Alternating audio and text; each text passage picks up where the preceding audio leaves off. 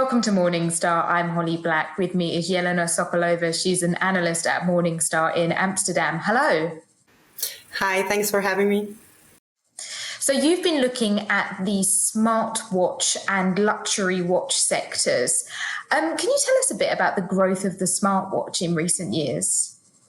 Yeah, so the smartwatches started off in 2013, and since that moment, this growth, of course, has been quite strong. I mean, in 2015, the smartwatch volumes sold were a bit less than 20 million pieces, and now it's was above 70 million in 2019. So that's quite a spectacular growth over recent years. And some people think, obviously, with our reliance on technology, this smartwatch could make the luxury watch obsolete. Do you think it's a threat? We clearly see that as a threat on the lower end side of the Swiss watch industry. So the Swiss watch is priced below $1,000 at retail value. They have been down by around 20% since 2015 when Apple Watch was launched. The high-end part of the watch industry fared much better, but still it was flat since 2015.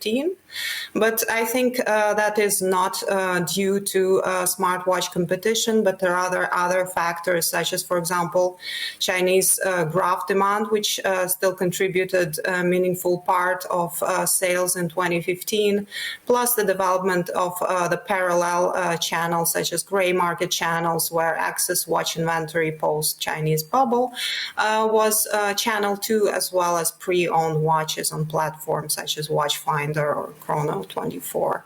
So I think if those channels and Chinese graph were to be excluded, the growth of luxury watches could be comparable to 3 to 4% growth in luxury industry overall since 2015.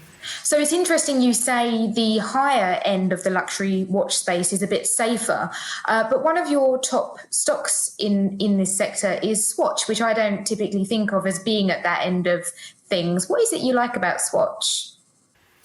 Yeah, so Swatch actually, it's the name is a bit misleading. The Swatch brand itself contributes just a mid-single-digit percentage of the revenue of the group, and it's earnings dilutive by our estimates. So generally the majority of sales is still generated by a higher watch brands such as Omega, Longines, also very high-end Blancpain Breguet. We think that the watch is priced below $1,000 at retail value contributes around 24% of revenue of Swatch, and a bit less than that also of the profits.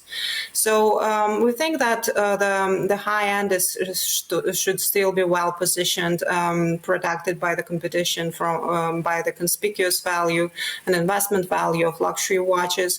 However, there could be a silver lining for the low end as well, because we expect smartwatches to reach maturity sometime in the next 5 years, during which the low end Swiss watches are expected to have still high single-digit revenue declines per year.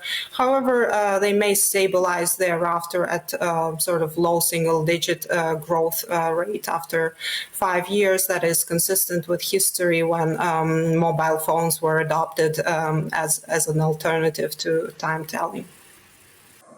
Okay, and are there any other stocks that you still like in the luxury watch space? Yeah, Richemont is actually my top pick. It's purely, it generates around 36% from luxury watch business. It also has important jewelry business with brands like Cartier and Van Cleef. And for the watchmaking, I think the good thing about Richemont's brands that they have cleared up their distribution channels. They're much less present on the secondary channels with lower discounting at the moment compared to other listed peers. So I think once the growth returns, they should be well positioned. However, However, that's also important to say that current crisis is impacting the industry obviously as well, and both companies have plentiful liquidity to weather the negative sales developments currently. Jelena, thank you so much for your time. For Morningstar, I'm Holly Black.